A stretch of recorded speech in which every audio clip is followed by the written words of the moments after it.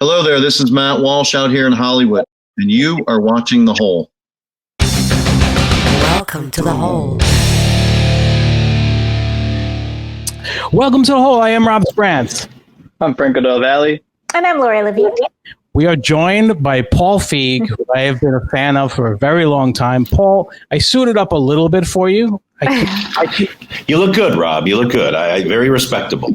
I can't reach your level, though. You got the, you have the vest and, nations and the hats. I can't roll with that, but I wanted to class it up a little bit for you. You're ahead of 95% of the men in this country right now. So congratulations. Good. And I actually do have pants on. Most people wouldn't. Good. Exactly. I've been taken to asking people to stand up before during a Zoom call just to make sure. Well, I want to thank you for joining us. I tell you, if anybody seems to be handling the quarantine, well, it is you. I'm watching these quarantine cocktail times that you've been hosting, and it's been nothing short of hysterical and a lot of fun. It kind of makes it a little more tolerable. I don't know how you're not an alcoholic at this point, though.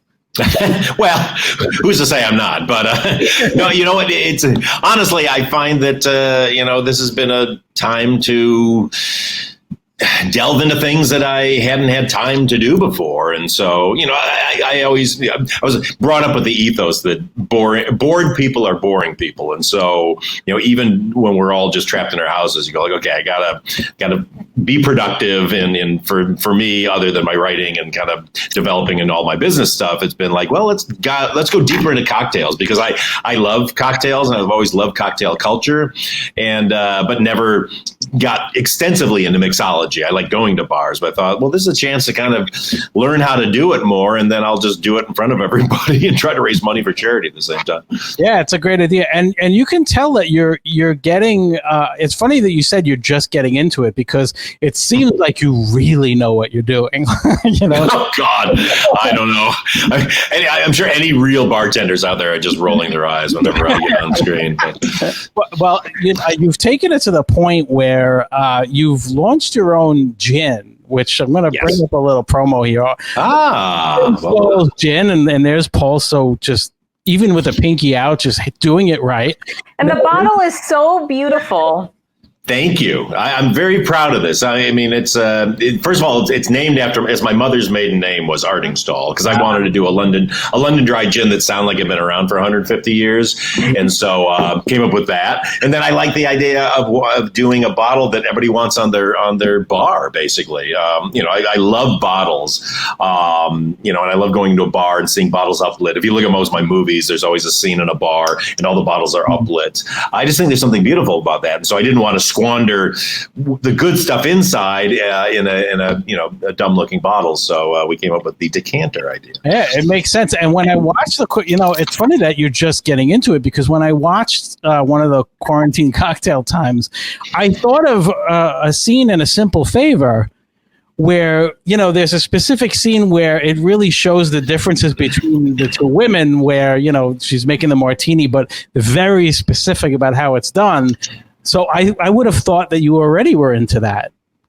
Well, I mean, martinis, yes. I've been an aficionado of martinis forever. I've spent the last 20 years plus like searching for the perfect martini and the perfect gin to go in and all that. So in that regard, yes, I'm quite expert, but really only in that one drink. And so while I can hold forth for an hour about how to make a martini, it was like, wow, but I don't know how to make anything else. So like somebody come to your house and you go like, what do you want? You want a martini? They're like, I don't like martinis. It's like, uh-oh.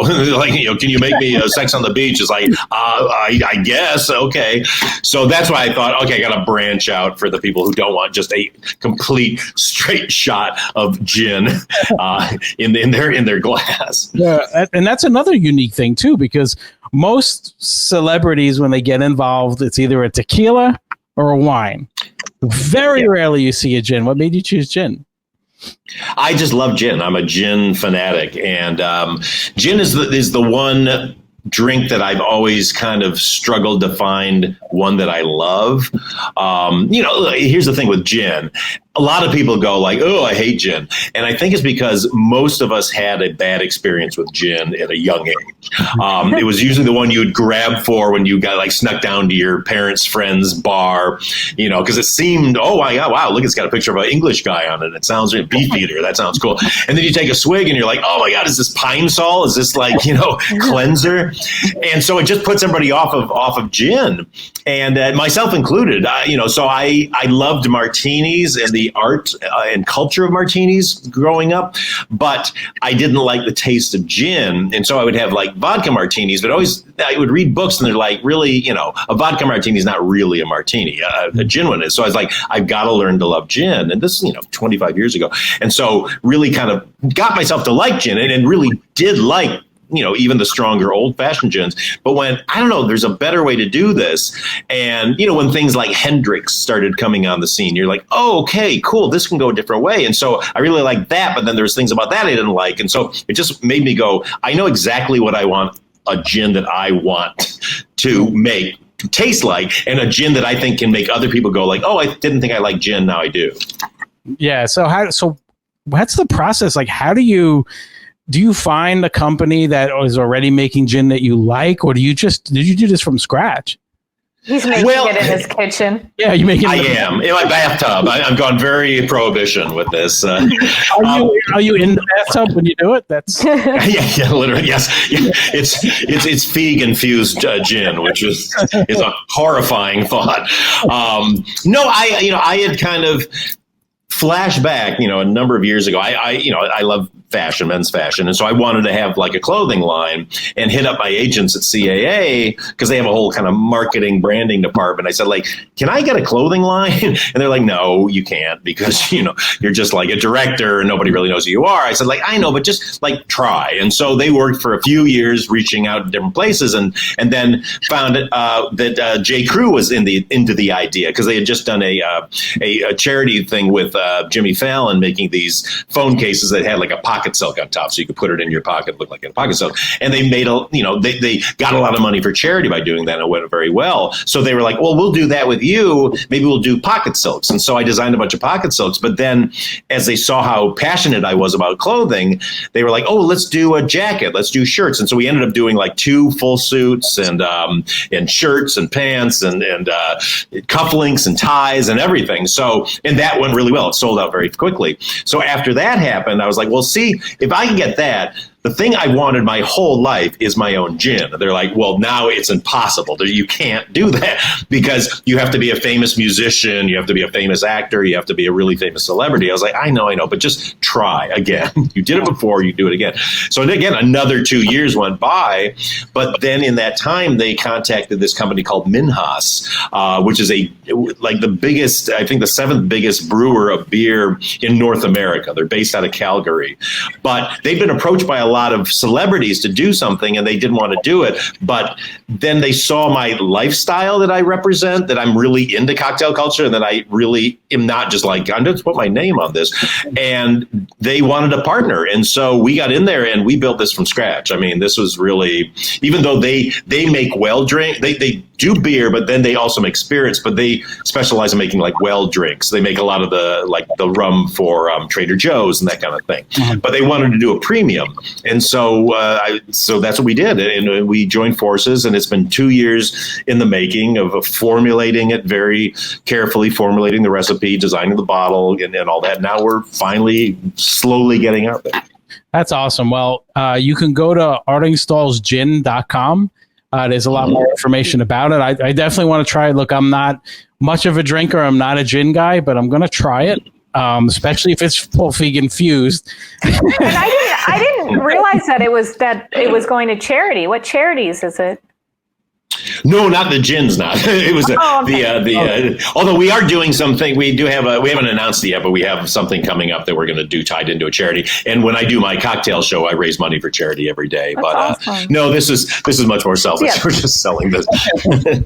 That's all about it. You got to look. So many people are starting their own, type of liquor, and the fact that you went with gin, I thought was a really cool, like, different road to go down. Thanks. So I've been a fan of yours for a long time. I'm gonna throw a deep cut up here right now.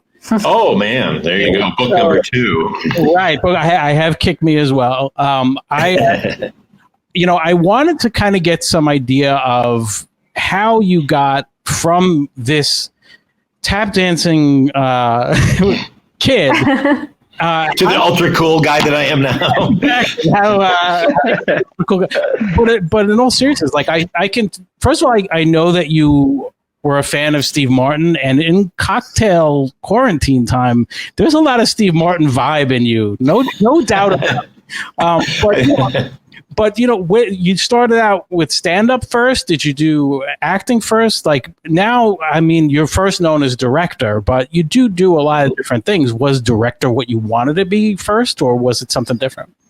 Well, I mean, I always wanted to be a performer. I mean, that was my goal, was to be a comedian, a comedic actor. I wanted to be Groucho Marx. I wanted to be Steve Martin. I wanted to be, just any number of hilarious people on screen. I wanted to be Cary Grant, because he was really funny and then the comedies that he did. And so I really focused on that. It was a lot of, school theater and drama club and forensics and all these performance things. And I started doing stand up when I was 15 years old in Detroit. Wow. And so it was I just knew what I wanted to do. But at the same time, I started discovering, movies by Woody Allen and these people who you go like, oh, they actually write and direct their movies too. Right. And you're like, wait, you can do that? So you can write, direct, and star in your own movie. And so that became my at the time, my focus. I was going to do that. I was going to write, direct, and star in my own movies. And because of that, I ended up going to film school at USC because I thought, well, I got to learn how to make a movie so that I can put myself in my movie. And then after film school, I went full-time into stand-up, and after a few 5 years doing that professionally, I transitioned into being an actor, and so I did that professionally for at least 15 years. I was a regular on a bunch of TV series that all got canceled, and there was a bunch of movies and stuff, but was always going, wow, I'm interested in the director. I'd always befriend the director and the writers more than my fellow actors, even though I like my fellow actors, but I wanted to know what they were doing, and I just started getting more and more interested in behind the scenes because I saw I was very limited as an actor. I had things I could do that were funny and fun, but I didn't have any range really. But I would work with see these other actors and go like, oh, you know what? If the director had them do this, I bet that could be even better. And I would see how to make people better.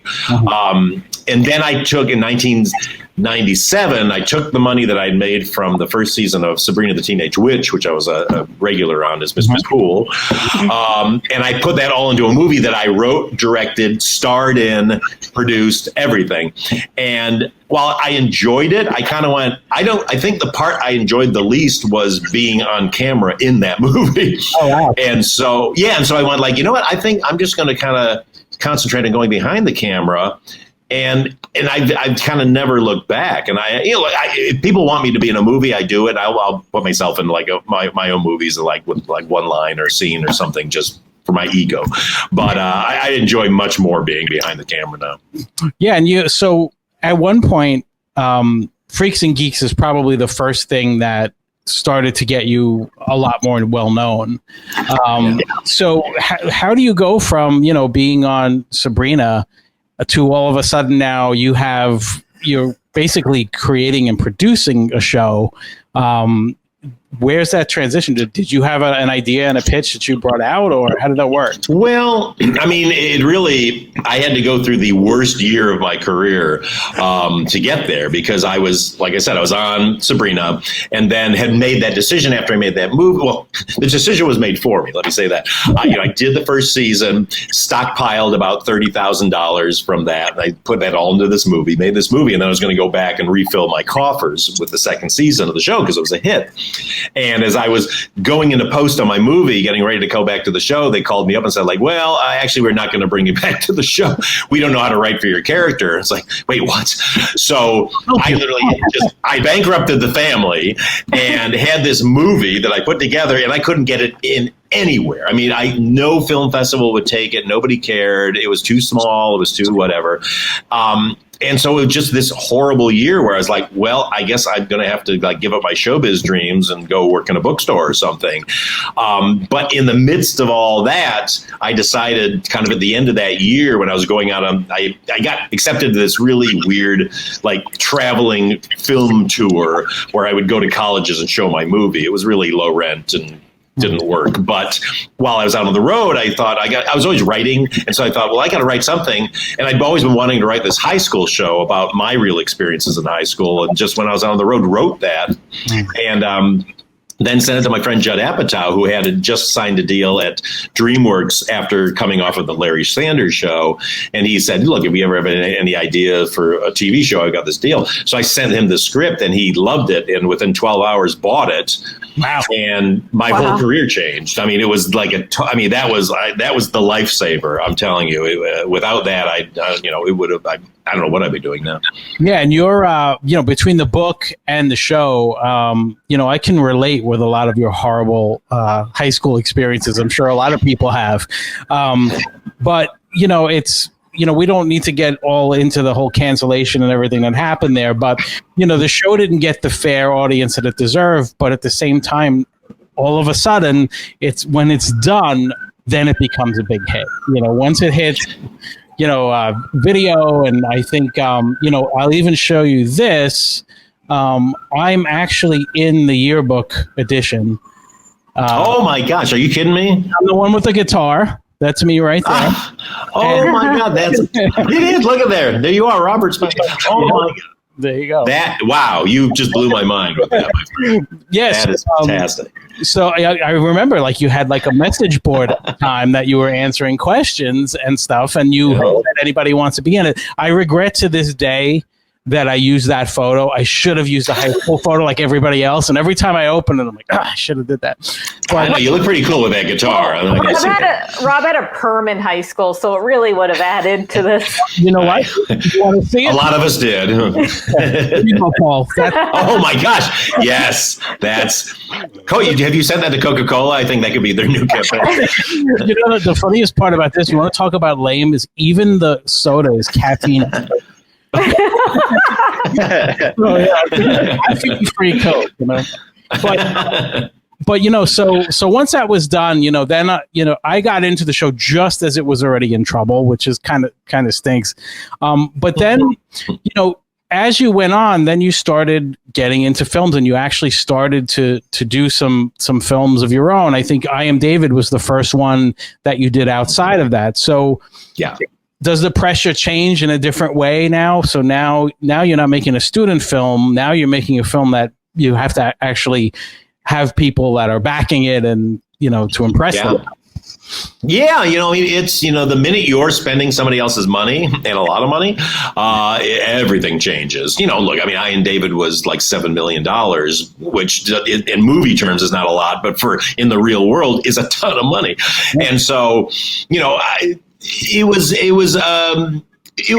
I kind of eased into it, I have to say, because, even though that was like for an independent studio, it wasn't like a studio movie. So while there was a lot of pressures on that, it was still, I wasn't micromanaged like you are at a studio, or you can be at a studio. They obviously made sure the script was right. We went through a lot of stuff with that. But once we got into production, I don't know, it was fine, even though we shot in Bulgaria, which was interesting. I wrote that script because it was so international. It's like, we're going to shoot in Italy and all these places, because it's this kid going across Europe, and they're like, we're going to make it, but you have to make it in Bulgaria. It's like, wait, what?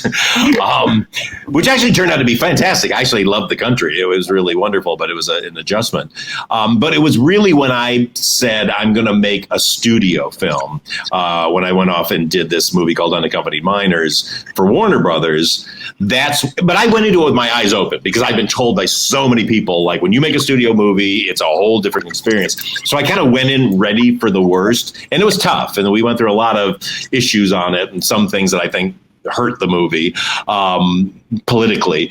But I learned how to do it. And what I realized from it was the amount of time I put into both that little movie that I starred in that cost $30,000 and I Am David was the exact same amount of blood, sweat, and tears that I put into the studio film. And with the studio film, I knew it was going to get distributed, it was going to get marketed, it was going to get seen, or at least have the chance to get seen. And so that was the day I said, like, it's worth whatever extra stuff you got to put up with in order to make something that people will see. Yeah, makes total sense. And then, all along, though, you're also directing episodes for some of the funniest shows, I think, in history. I mean, you've directed for Arrested Development, which is up there as one of my favorites of all time. You did The Office, but you also did Nurse Jackie. And, not one episode. These are the ones that you've done. You did a stretch run there. If I went through the ones where you did one officer or two, we'd be here all day. So, you're kind of getting both sides of it. You're getting the comedy, you're getting the dramatic stuff, and you're kind of sharpening for what's about to come, which is your first blockbuster.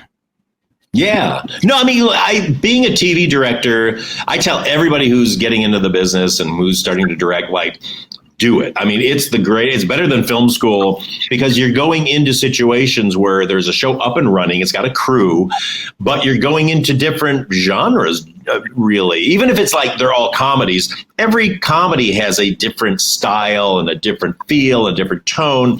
And so you're going week to week to these different places, working with all these different actors, learning how each actor's process is. And every actor has a different process that you got to learn. Some are very method and you got to speak to them in a certain way. And you can't like just say, oh, can you smile at the end of this? Because they're like, no, it's results. Like you have to go like, I think, you would, the experience of this scene kind of makes you feel better about this, all ways to say like, just smile at but that's their process. And I, having been an actor, I respect that so much because there's nothing harder than being the person on screen, because if it doesn't work, it's your fault or the audience blames you. They don't go like, well, that director was crappy. They go like, boy, I don't like that star. He was really bad, or she was really bad in that movie. So it's, it's a big responsibility, but doing TV, you just are in so many situations that you're kind of come out of that ready for anything. So when you wind up, do you like watch every single episode before that's already been aired before you start doing it? Do you watch a couple? Like how much do you prepare for when you do it on TV? Well, I've been lucky because, the shows that I was on, I was usually coming on in the very first season. So it was really, you got to kind of watch the pilot, and then they were busy shooting the other shows. Arrested Development, I came in at the end of that season, so I was able to watch a stretch of like 6 or 7 episodes and really kind of get it and go like, oh my God, the show's so funny. But, you need that to know the tone. When I did Freaks and Geeks, we had a lot of directors coming in who were all great. But, people come in with their own vision of what it should be and a style they want to do. And you as the showrunner go, well, no, but it's got to be this. This is the style of the show. Like you can't have every week a different director coming in and completely changing the style of the show, because then there's no consistency.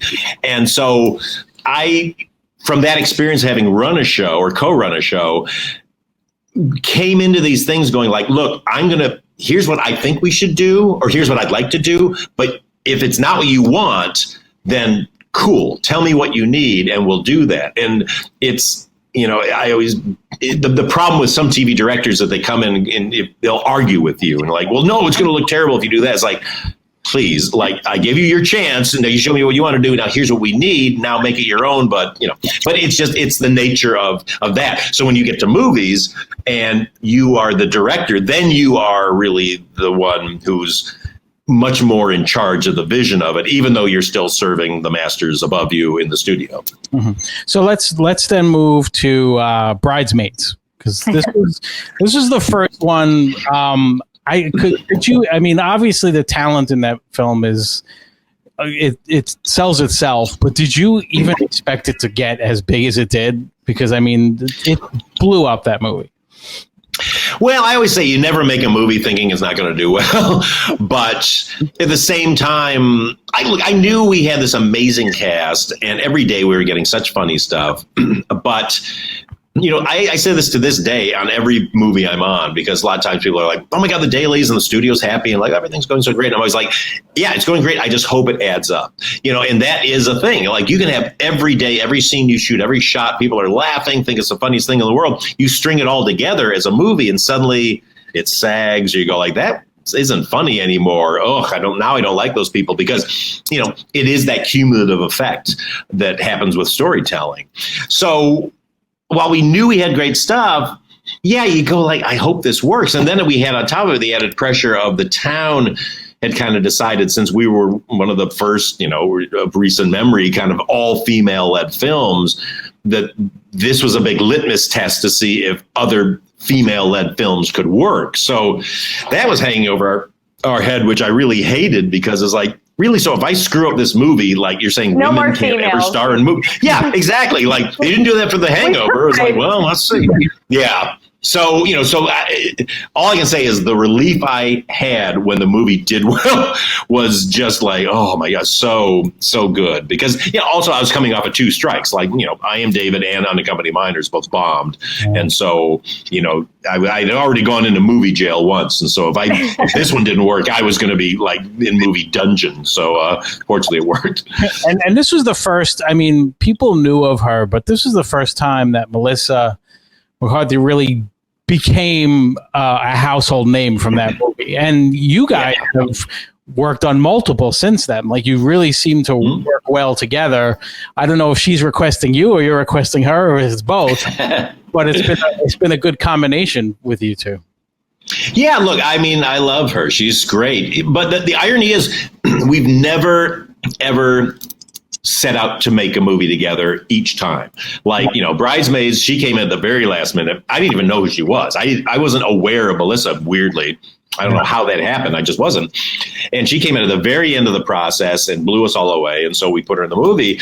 Then when I was going to do The Heat, I found that, and I was just reading the script, and I knew that Sandra Bullock was interested, but I didn't know who the other person was going to be. And actually had been told by the writer she had actually written it for somebody else. But then I was reading it about 10 pages in. I was like, wait a minute, who would be hilarious in this role is Melissa. And so, called her up, and we had to do this whole thing because she was still finishing Identity Thief, and she had to go back to Mike and Molly. And so I had like 6 weeks to do this with her, and it was crazy, but we managed to jam it into her schedule. And so then after that, Spy, I wrote Spy for somebody else because I didn't think Melissa was going to be around, because she was doing Mike and Molly, and I wanted to shoot it when they'd be shooting that TV show. So, but then the person I wrote it for didn't want to do it, and then Melissa got wind of it, and so she was like, I want to do this. Same thing. And then Ghostbusters, same thing. I went into that going like, I don't know who I'm going to cast in this. Let's just write this. And it was really Melissa reached out and said like, hey, I'd love to do Ghostbusters. I'm like, well, yeah, it'd be crazy not to put her in this. So a long way of saying it's not, we're never like, okay, what are we doing next? It's usually like we're trying to get away from each other, and then it just kind of comes back together. So, that Ghostbusters, to me, it did not get a fair shake right from the beginning. As someone who, we're similar age, and, you seem to have been into the same things as me, just the chance to do Ghostbusters must have just been so exciting for you. Did they bring it to you? Do you have the idea and bring it to them? Like, because that's a big one. Yeah, it was a huge one. I mean, the backstory was when I was working on The Office, Lee and Gene, who two of the writers who wrote the dinner party episode and all that, they're such great writers. But back then, when I was working as a producer on the show, they had gotten hired to write Ghostbusters 3. And that was when I was really deep in movie jail. I did 2 flops, and I remember just thinking like, God, if would there ever be a world in which I would ever be able to direct Ghostbusters? And just like, no, it'll never happen. So then flash forward to I'm in Budapest shooting Spy, and I got a call from Ivan Reitman, who Harold Ramis had just died, and he was trying to revive this Ghostbusters 3, and sent me the script. And I really liked the script. It was actually a different script from Lee and Gene. Somebody else had come in and written a new draft. And while I liked it, I was just like, I don't know. I don't want to compete with that cast, and I don't know how to like do a sequel of this with Harold gone. I knew Bill didn't want to do it. So I never thought, years before, I would actually turn it down, and I did. But then it was Amy Pascal, who was running Sony at the time. She stayed on me, and she had me come over for lunch one day and just really kind of went after me, like, why does nobody want to do this? It's this great franchise. Not a pressure. And it got me thinking. Yeah, exactly. And it got me thinking, and I actually gave her every reason why I don't want to do this and walked out of there going like, no, I don't want to do it. But then I was walking around like the next day and going like, I don't know. I mean, Ghostbusters, it's such a great franchise and it's such a great idea. Okay, if I had to do it, what would I do? And I was like, well, I don't want to compete with that original cast, so let's reboot it and just start it with a new cast. I work with all these hilarious women.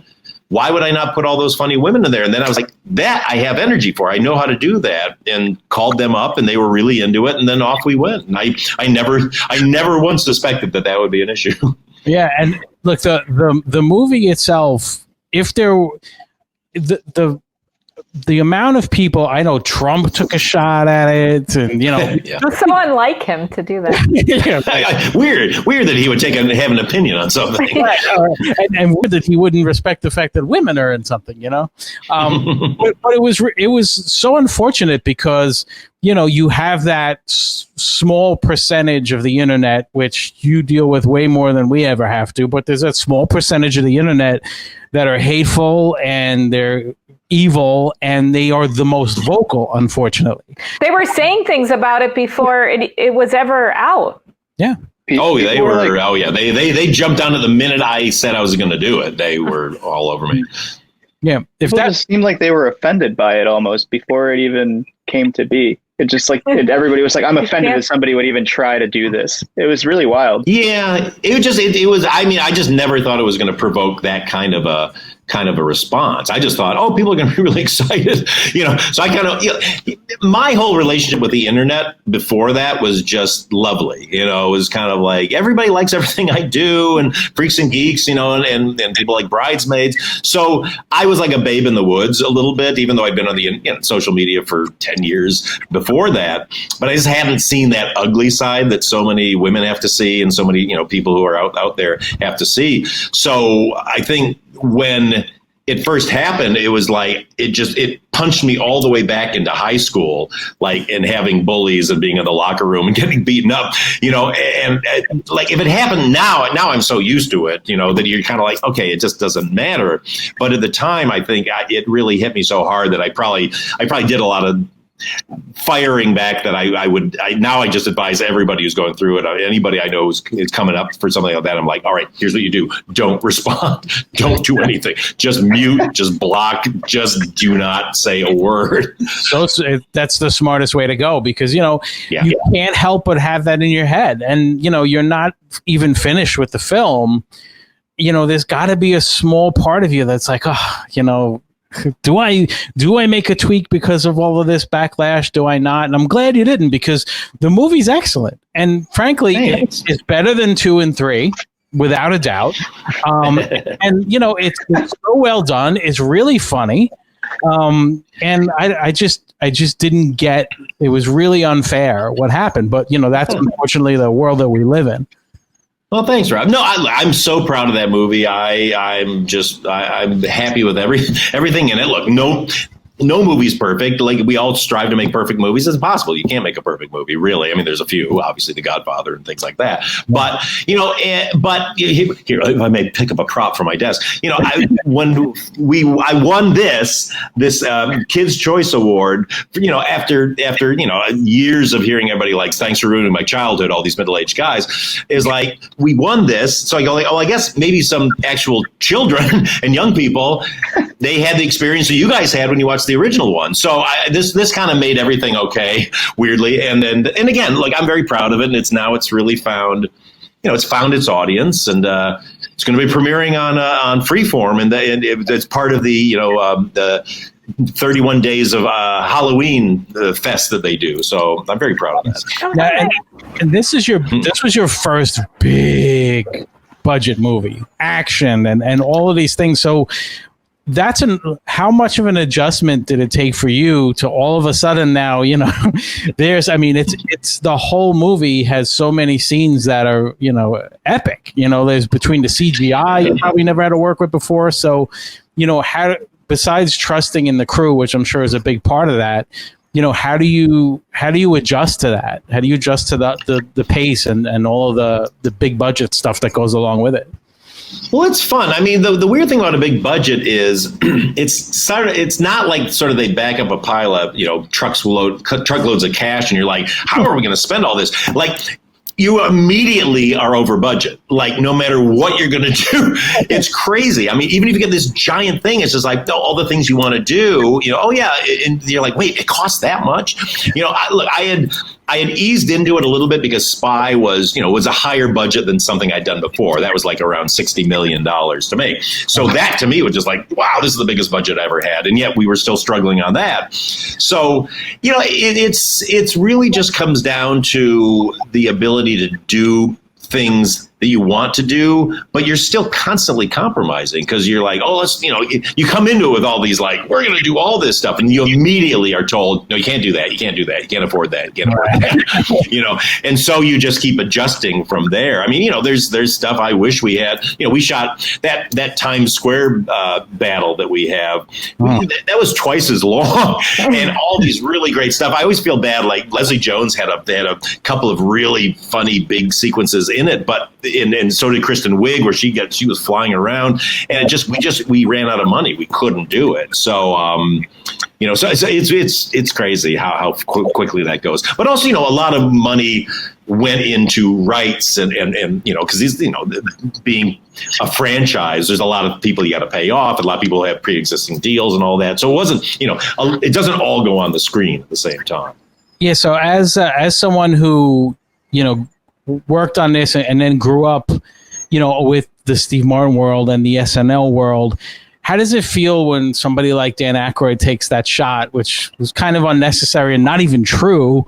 You know, that's got to be something that bothered you. I'm so glad that the studio stepped in and defended you on that. When you first started working, though, to know that you're going to work with Dan Aykroyd, you must have been thrilled. Dan is one of my heroes. Dan will always be one of my heroes. I love him. You know, I mean, he on Saturday Night Live, all I did my entire teen years was do impersonations of people, do impersonations of Dan Aykroyd doing impersonations of people, you know, because he was just so awesome. And he was wonderful. He was, you know, he came to the set and he was just fantastic and so supportive through the whole thing. And look, you know, I think, you know, the movie didn't do as well financially as everybody wanted to do it to do, and people, you know, kind of handle it in different ways. But I love Dan, and I think he's an amazing guy, and I will always love Dan. Yeah, and your, you know, the tweet you just recently put out, the "We Are All Ghostbusters," was a very cool thing because, you know, that's part of your life now. It always will be, you know, and yeah. You know, you mentioned, it's crazy. You really enter like this you know, kind of group that, and they're the most. I mean, they are the most. Let me just talk about ghost heads, as they're called. They are the most wonderful people you ever met. They love the franchise. They love doing the cosplay for it, but they don't just do cosplay for no reason. They are out at hospitals. They are raising money for all kinds of, I mean, they are the most generous people you've ever met in your life. You know, and I love them. That's what, you know, we have to separate them out from the, you know, people go like, oh, the Ghostbusters fans didn't like it. Like, they were very, very supportive of the movie the whole way through. And actually, the night of the premiere, we did a second premiere after our premiere at the Chinese Theater, where from all over the country, these Ghostbusters ghost heads came in, and there's great pictures. Like, all their proton packs were lined up outside in the courtyard of the theater because they were all inside in full gear, going crazy for the movie, and it was fantastic. So, you know, the people who were yelling on the internet weren't necessarily like the hardcore fans. No, they certainly weren't. You know that. No, those fat men in their basement is who was yelling. And yeah, right though, that Times Square scene was insane. You know, there's one shot in there I absolutely love. It's when they, you know, the four of them are walking into the hotel, and then there's that big, you know, the big vortex is there, and you see those red packs. It's just like, you know, it definitely brought me back in a good way. You know, so I agree with you. Those are not those are not real Ghostbusters fans. Those are just people who like. Yeah. Well, I mean, I would, you know, shooting that movie. There were so many times I got absolute chills, like when we had just a shot and we're going, you know, and like that shot, like you're talking about, just like, wow, I'm actually getting to do this. We're actually doing this and pulling this off, you know, or the day that Bill Murray was on the set. I was just like, how is this happening? Like, I'm doing a Ghostbusters and Bill Murray is on the set. You know, it will always be a cherished memory experience for me. Is he as much of the legend as, because there's so many urban legends about him, you know, just showing up at a bar to bartend randomly and do all of these bizarre things. He's that kind of guy, huh? Oh, he's exactly that guy. But I mean, he's just lovely. He's, you know, you're never quite sure if he's going to be there, you know, just because they don't, you know, you just go, we think he's going to be there, you know, but then the day before it's like he's at the airport and, you know, and then he showed up on set and he was lovely. He was just there to play and to, you know, do whatever I needed. And, you know, it was, I mean, I still can't get over it sometimes. I heard he doesn't even have a team. I heard he has no agent. He just has like a voicemail. No. Yeah, you call this number, and I don't even think there's a message. I think it just goes like beep, you know, and you're like, "Hi, Bill, this is Paul Feig. I'm a big fan. Would you see my movie? A big movie."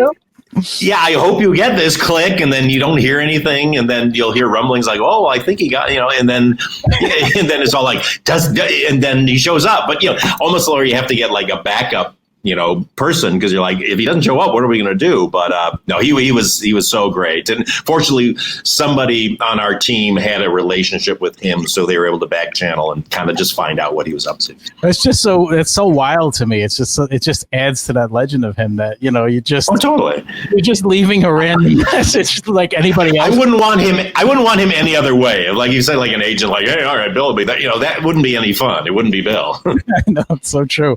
But that's cool. And one other person too that was, I mean, maybe only for a millisecond, but also Ozzy. You worked with Ozzy. Yes. So that was awesome. So you know, Ozzy first. Well, he's another such a nice guy, and he just kind of shows up. Like you're like, is that Ozzy Osbourne? Because there's just this really nice guy came in who was just kind of low key and sitting like, what do you need? You know, but then, you know, it's when I make a movie, I like to do a million different versions of a joke or whatever. And we're always have like a bunch of alternate jokes. And so I would just be there like, okay, Ozzy, try this one.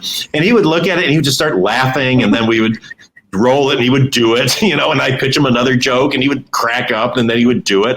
And we did all these different jokes, you know, and it was so hard to pick what we were going to put in. But no, my greatest regret of that day was we had these amazing extras, you know, background artists who were there. I mean, 600, 700 people in that theater who were all kind of like hard rock fans because, you know, it was supposed to be, you know, a heavy metal concert. And so, you know, we wanted people to have that look.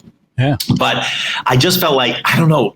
I don't know if I didn't feel comfortable with Ozzy to go like, hey, I'm just gonna have Ozzy walk out and you know and you know say hi to these people, because you know as a director you always have to be like, okay, I'm getting a favor from them anyway that they're just doing this, so I don't want to put them in any situation that's going to feel like I break their trust. And so we finished and I said like, okay, let's just do Ozzy stuff once everybody's gone. So we let everybody go and then brought Ozzy in, and to this day I go like, I should have just asked him, but I think he probably would have been fine, and just brought him out so that people could have seen him because he's such a great guy. So I to everybody who was in that audience, I apologize. I didn't let you get to meet Ozzy Osbourne, but I got to meet him.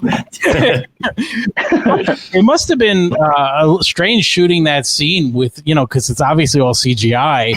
So you have everyone pretending something's there that's not. So you don't right now. You don't even have a few actors. Now you have an entire, you know, hundreds of people that have to pretend that they see something that isn't there. How do you get them to do that?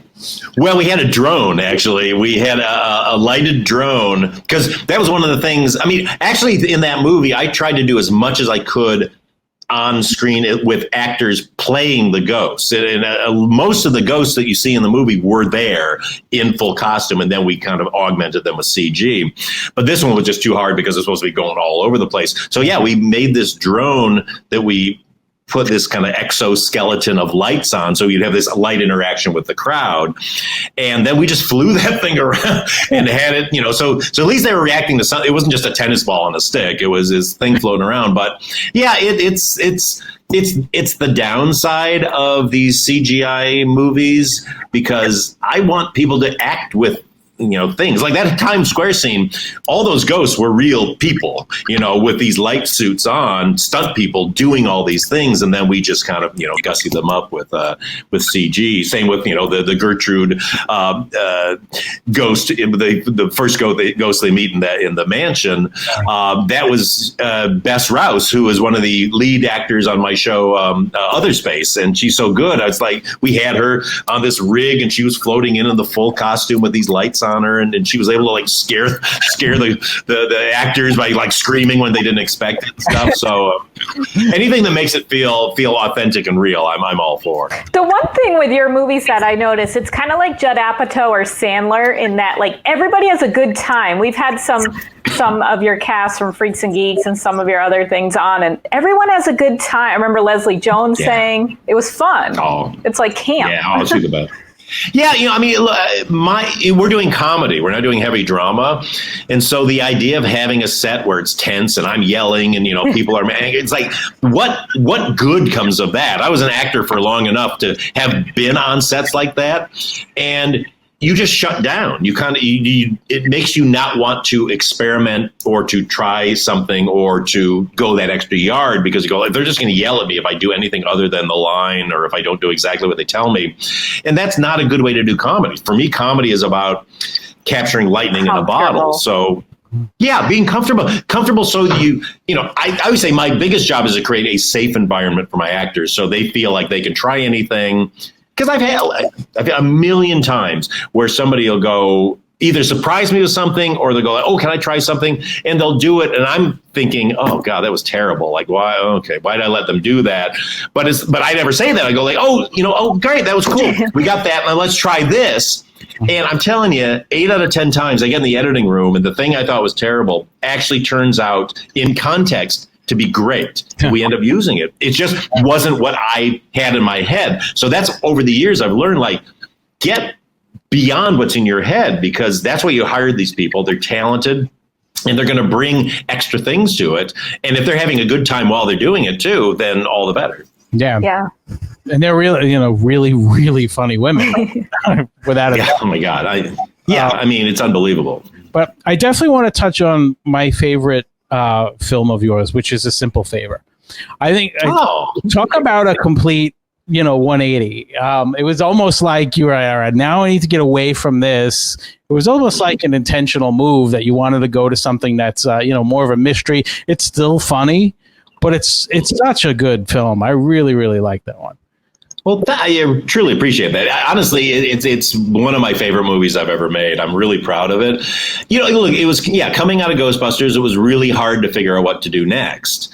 But this was a script that was originally sent to us from a different studio that had it at the time for us to produce, because they were like, we have this script and it's a thriller, but we don't know if it's a comedy or not, And I was like, okay, let me read it. And I read it and I was just like, oh my God, I really fell in love with it, because it was both. It was a thriller that could be funny because of the character that Anna Kendrick played. Because I go like, this is a movie about a nerd, who gets stuck in this crazy situation. To me, it's like North by Northwest or whatever, where you go like, it's very Hitchcockian, of like this fish out of water gets stuck somewhere. Mm-hmm. And so I called them back and said, like, I don't want to just produce this, I want to direct it. And they're like, what? And so it started this whole thing. And then actually in the middle of it, I went away to, I was going to do another movie that then ended up falling apart. And then I came back to this. And I love genres. It's my favorite thing. And thrillers are honestly my favorite thing to watch. It's my favorite kind of movie. I don't even watch that many comedies, really. I like thrillers because I like the stakes being really high, and I like always being leaning forward and not know what's going to happen. But if you can bring that element of comedy in, which Hitchcock always did so well. I mean, you watch a Hitchcock movie, there's all these funny side characters and weird moments that are really quirky. And I just wanted that feel. And so when I got to make that, I was in heaven, absolute heaven. Yeah, Anna nailed the nerd with that. She was just fantastic in it. So good. Yeah, that's my favorite one of yours. And they're all very good, but there was just something about that. Like you can kind of tell when one of your, favorite directors or artists are on the top of their craft. And that was one for sure. It's funny because, you have your stamp on these movies, but at the same time you don't, which is such a great thing to be able to nail, because there are some filmmakers, the second you watch it, you know whose movie it is, and because frankly it doesn't really change much from one film to another. Yours definitely do. So I wanted to know if that was an intentional effort, that you wanted to go ahead and do something completely different. Yeah, well, I think it's a testament to letting the people that you hire bring their thing to it. I mean, I have a tone, I think, that people kind of know, as far as, it's going to be kind of funny, but it's also, it's going to hopefully be kind of funny. Hopefully it's going to be funny, but also it's going to have a very real dramatic core to it. And then beyond that, it's really about the personalities of the people that you hire. It's also about the script. It's about how you work the script. I mean, just going back to Simple Favor, a huge shout out to Jessica Sharzer, who wrote that, who adapted that script from the book. And if you read the book is pretty different. But she found that thing, and then we were able to go in and then work it even harder and go, okay, how do we take this even higher and higher and all that. But yes, it's why I jump around to genres all the time. If you look at every one of my movies is pretty much a different genre, because it allows me to bring my style and the things I want to say and the tone I want to get across without feeling like I'm repeating myself. Because once I do something, I kind of go okay, I did it. Now, look, that said, I'd like to make another thriller, but I don't want to make another thriller that feels like Simple Favor, unless for some reason we did a sequel, which I already have an idea for how to do the sequel. I'm very excited about. But I know exactly. So we'll see. We're talking about it.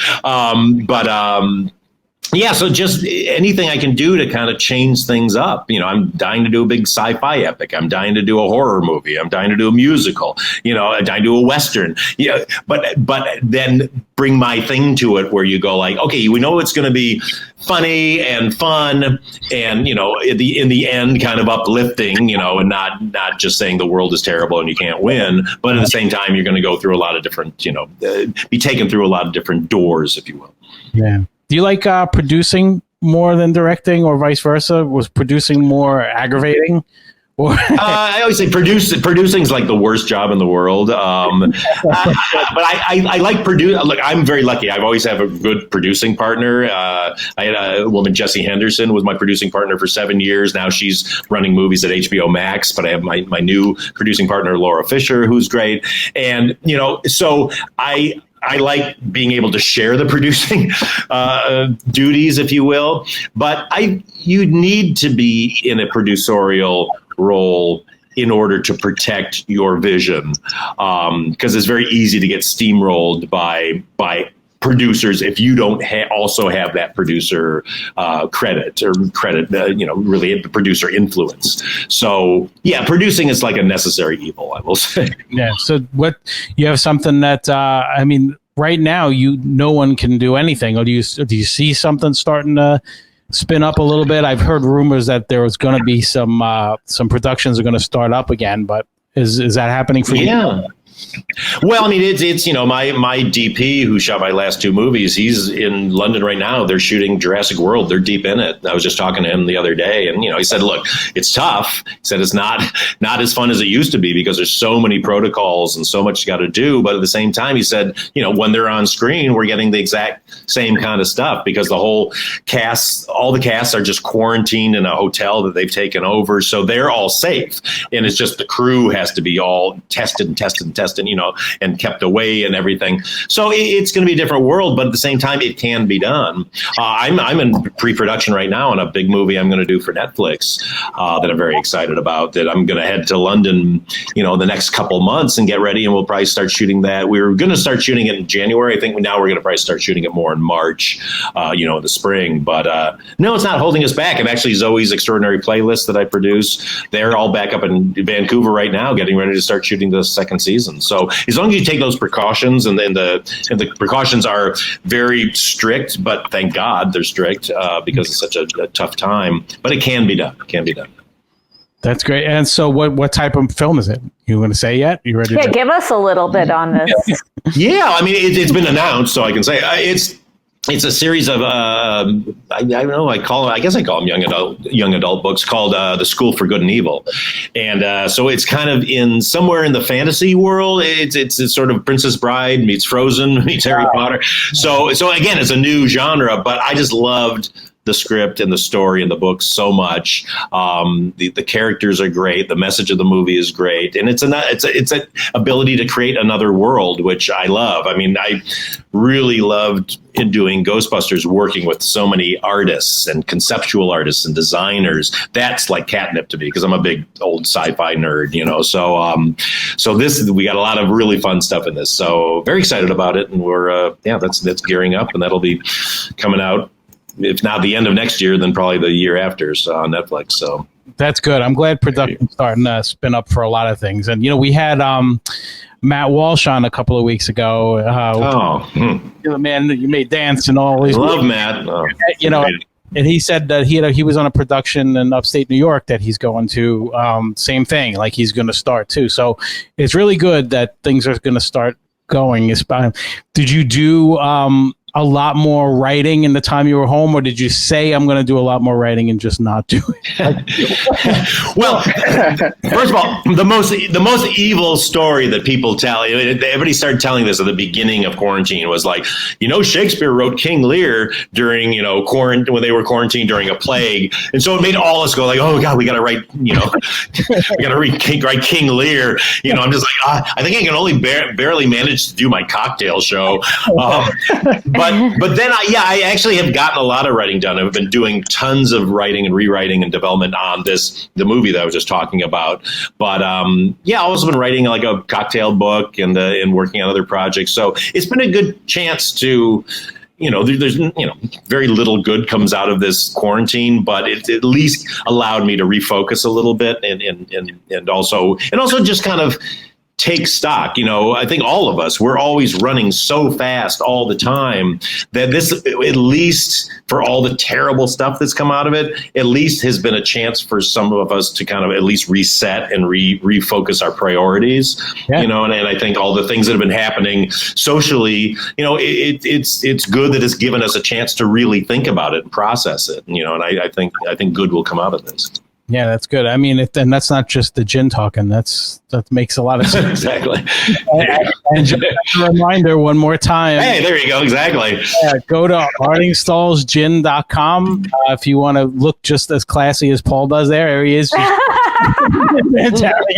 sorry. I didn't think we were on camera. I'm sorry. I didn't realize. Well, but I want to thank you so much for giving us the time. I look forward to everything else that you're going to be working on. If you wouldn't mind, before we wrap up, if you give us a quick ID for the show. I'd be happy to. I'm just going to zoom in on you here. Hi, everybody. I'm Paul Feig, and you're watching the whole podcast. You nailed it. You're professional. That's very I was going to say the same thing. It's the voice. See? It's all about the voice. Yeah, exactly. Mr. Poole is still in here. There he is. Well, tell Buster I said hi. Oh my gosh, yes, Lori, I will. Oh, Buster, he's the greatest. He's the most patient dog. If you see what we do to him on the show, he'll put on any costume and sit there. It's like hilarious to me. I know. Yeah, by the way, Lori was yelling at you that you weren't hitting your mark in the last one. I know. What was that? She came in hot that day. I don't know. I was like, wow. Yeah, Paul get you a drink, my dear. Exactly. Yeah, Paul's wife walks in. She's just like, it looks very blurry. I can't even watch you like this. You got to back up. I know. Honestly, I have to say, it's when you do the live show, it's we have so many issues with transmission and it getting fuzzy. So when I repost it, it comes right from my phone and it looks really beautiful. So I'm not telling you not to watch the live show, but it looks better when you watch it later. All right, give me 1 second. So I want to thank everybody for checking us out. Go to thewholepodcast.com. We have a bunch of great interviews just like this, and we'll be back next week. We have a couple more surprises in store. Once again, Paul, thank you so very much. Thank you, all of you. You are so great. Thanks, Lori. Thanks, Franco. Thank you, Rob. Thank you. You're the best. And I can't believe you're in the yearbook. You've blown my mind. It's one of my rare claims to fame. There you go. I'll shout it from the rooftop. It's a very low bar that I'm setting, Paul. All right. Thank you again, everybody. Welcome to the hole.